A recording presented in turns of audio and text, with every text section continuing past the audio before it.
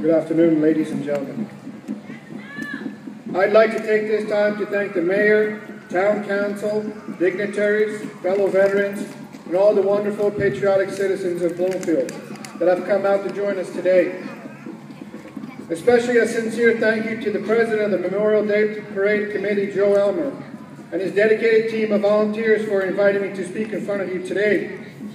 It is a great honor and privilege to have been afforded the opportunity to be here with you on this Memorial Day, May 26, 2014. And tribute to our nation's finest and bravest that have sacrificed their lives in order to preserve our country's ideals of democracy and freedom.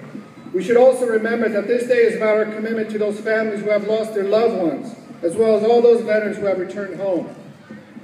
I believe we should reflect on what Memorial Day means to us.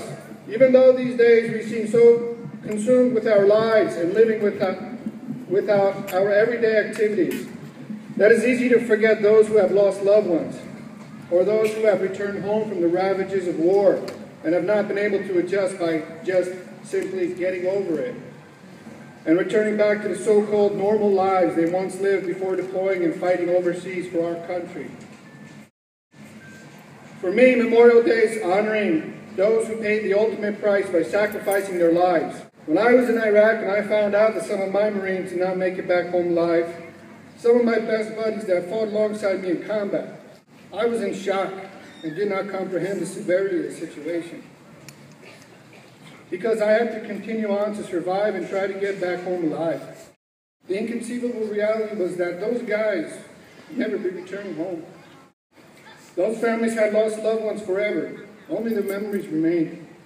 Their dreams of having their own families, going to college and living out their lives would never come to pass. For the past 11 years, the global war on terrorism has resulted in 6,800 men and women who have lost their lives in both combat theaters of Iraq and currently in Afghanistan. Their loss will be felt by generations to come.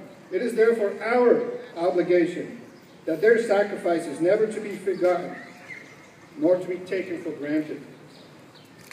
One way for us to honor those who have sacrificed their lives is by remaining committed to those who have returned, whether they are wounded, mind, body, or spirit.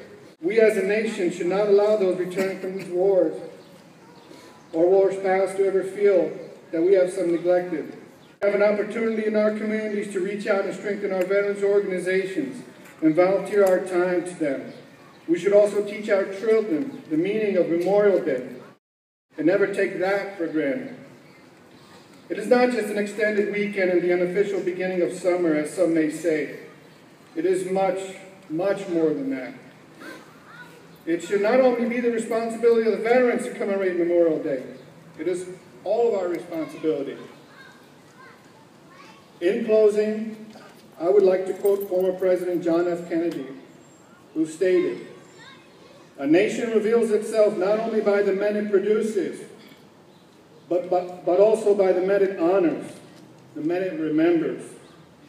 Thank you for allowing me this time to speak and share my thoughts on Memorial Day. I thank God and my loving family, my mother, Zofia Serpowski, and sister Alexandra Adamczyk, for being there for me every day of my life, especially when I came back from deployment. Lastly, I would like to present this battlefield cross that you see in front of you today that I handmade. I'm dedicating it to Joe Elmer and the Bloomfield VFW in honor of all the fallen men and women of the armed forces from our hometown.